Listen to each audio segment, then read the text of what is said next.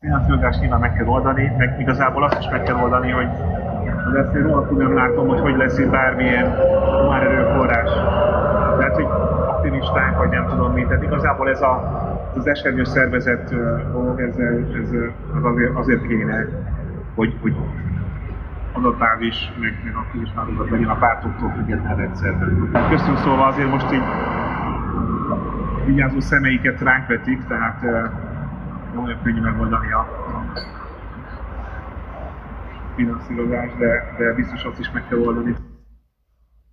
Én nem tudok új információval szolgálni tényleg, de ott nyilván lesz egzotúra, meg fogok ülni papuval erről beszélgetni, de ami igazából, amit nagyon fényt, az őrség, az, hogy kéne, hogy beinduljon.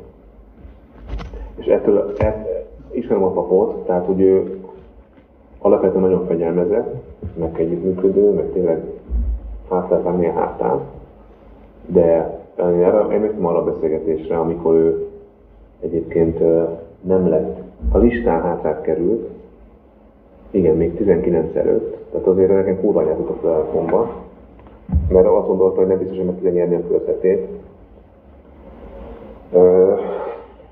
Szóval ettől félek. Tehát az a kettő együtt. Az őrség meg tudod, hát az őrség nem hagyjál. Alapvetően szereti a papót, meg ott tényleg béke van és szeretet, csak lehet, hogy nem tudom. Tehát nem történik. Ezt nem mondtam még senkinek. Figyelj, most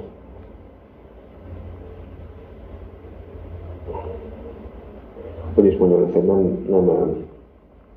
nem van bennem egy igen jelentős frusztráció ezzel az ügyel kapcsolatosan. Azért nekem ez a titkosolat jelentés, ez némely új információval, hogy ezt szolgált.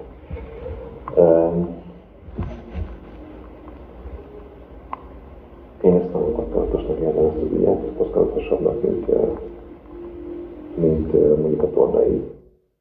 A Tordai nagyon-nagyon magabiztos volt, most már annyira, tehát megnyitva a közleményt, hogyha arra az esetre, hogy elviszik. Figyeljetek, mégis az, hogy és pont tegnap erre jutottam, hogy két ilyen nyelvbe beleszületett, akik ilyen generációs lázadásból, illetve a melegségük miatt ugye kilógnak a sorból, és akkor ők így önmegvalósítanak. Tehát így nagyjából ez a képet. Most azon gondolom, a vitézzel beszéljek, de szerintem nincs arra készen, hogy ez a kampány, mit jelent. Hát például nem mondtam azon erre, az első az lesz, hogy a vitézzel fog jelenteni. Hiszen nem fogja bírni, nem ez van szokva. Tehát az ő érted kis autisztikus szerint nem értem. Ellenzéki sajtó ugye hülye, meg hát nyilván legalább van valaki szóba áll vele a túloldalról, vagy szóval érted beírják az egyenes beszédben úgy, mint hogyha ő lenne az orákulum, pedig hát a BKK most jobban teljesít, mint a Vitéz idején. De azon gondolom, hogy a Vitéz lesz a kezemeszteljek, ki neki mondva, hogy ezt ő vállalja, akkor még lapáttal fogjuk vagyonverni. Olyan szinten hívjuk, hogy az elképesztő. És ezért gondolom azt, hogy szerintem nagyon hosszú fogja viselni a kampányt, és lehet, hogy ezt úgy az órát kéne kötni, hogy nem akarom megsorolni, de a nap megértettem, ami a lapáttal fogsz beelni.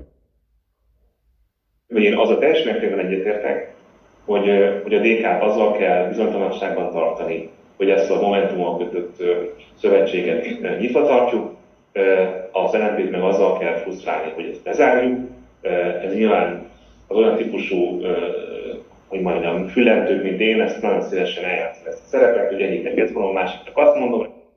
Most őszre akarok lenni, az én főpolgármesteri működésem legsikeresebb projektje az tulajdonképpen a Fidesz fegyverét adaptáltuk.